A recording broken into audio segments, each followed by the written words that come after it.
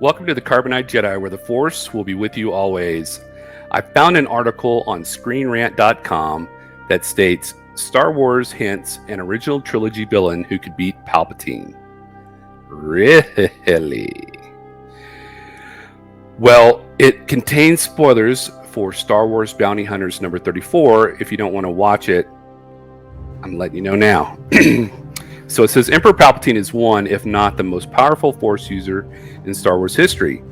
Sure, he's been beaten in the past, but in terms of knowledge in the Force, willingness to give himself fully to the dark side, and sheer strength power abilities, there's almost no one who can match him. But now there's perhaps one more person than fans originally thought who could take him down. Star Wars hints that one minor original trilogy villain could beat Palpatine. Sheev Palpatine, aka Darth Sidious, aka the Emperor, was the apprentice of Sith Lord Darth Plagueis, who murdered his master after Plagueis taught Sheev everything he knew.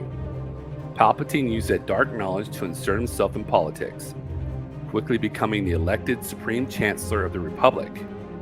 Sidious then orchestrated the events of the Clone Wars in order to force the galaxy into a state of fear, pushing everyone more inclined to vote for the granting of emergency powers to the Chancellor, effectively making him a temporary dictator. Meanwhile, Palpatine slowly created his new apprentice, Darth Vader, following the many years he spent grooming Anakin Skywalker. When the time came for Order 66, Palpatine was ready to put his plan into action, pushing over the proverbial dominoes to eliminate the Jedi and take over the galaxy in one fell swoop. But even with all of his brilliance and the dark side powers to make his plans happen, even Palpatine wasn't immune to simply getting his throat torn out by a bounty hunter.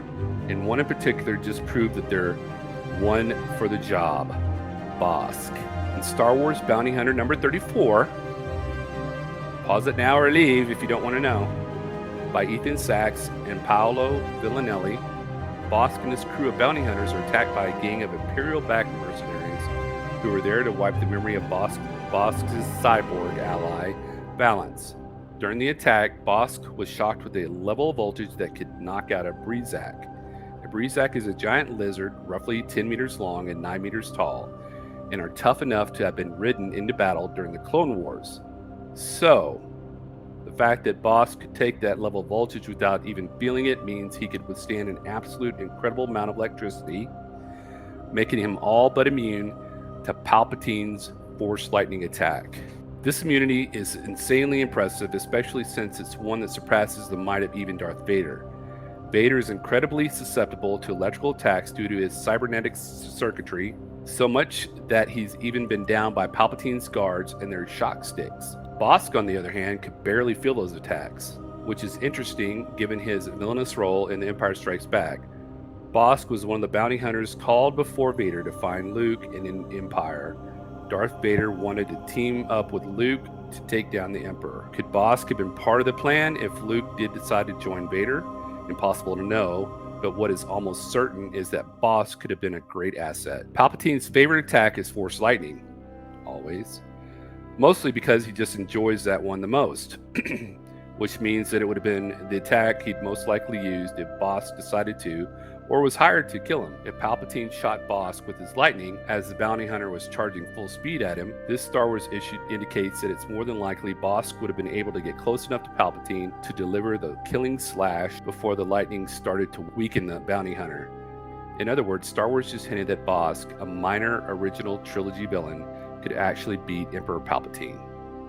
So, what are your thoughts? One thing that I was thinking about was when they talked about Palpatine killing Darth Plagueis was in the Phantom Menace. Plagueis was kind of not there toward the end of the movie, and it's known that he was killing his master. In the Phantom Menace, he was an apprentice, and then once he murdered his master, Darth Plagueis, in the Phantom Menace, and they moved to the Clone Wars, then he became the Dark Lord. Also, with Darth Vader and his aversion to electricity, that is why you almost never see Darth Vader use Force Lightning, because it would have destroyed his suit and he would have killed himself. As for Bosk, I think that they should have really used him a lot more in the movies fleshed out his character, he would have made a great asset. Maybe they can even make like a bounty hunter series besides Mandalorian, where they're more of the bad guys. You think Boba Fett's a bad guy, but I guess he's kind of neutral. Bosk seems a little bit more on the bad side. Excuse my horse dog. He likes looking out the window. Anyway, I hope you enjoyed this article. I thought it was really interesting. I never thought about it, about Bosk being able to defeat the Emperor due to his immunity to lightning. That just makes it, more fun to learn more about Star Wars. Like I said, I hope you enjoyed it. That's it for this video. I'll be back with more sci-fi and Star Wars content. Also, the Black Series action figures. I will be back more with doing a mystery unboxing. If you have any comments or questions, leave them below. I love answering and getting into discussions. Yeah, that's it. So may the Force be with you always, and thanks so much for watching the video.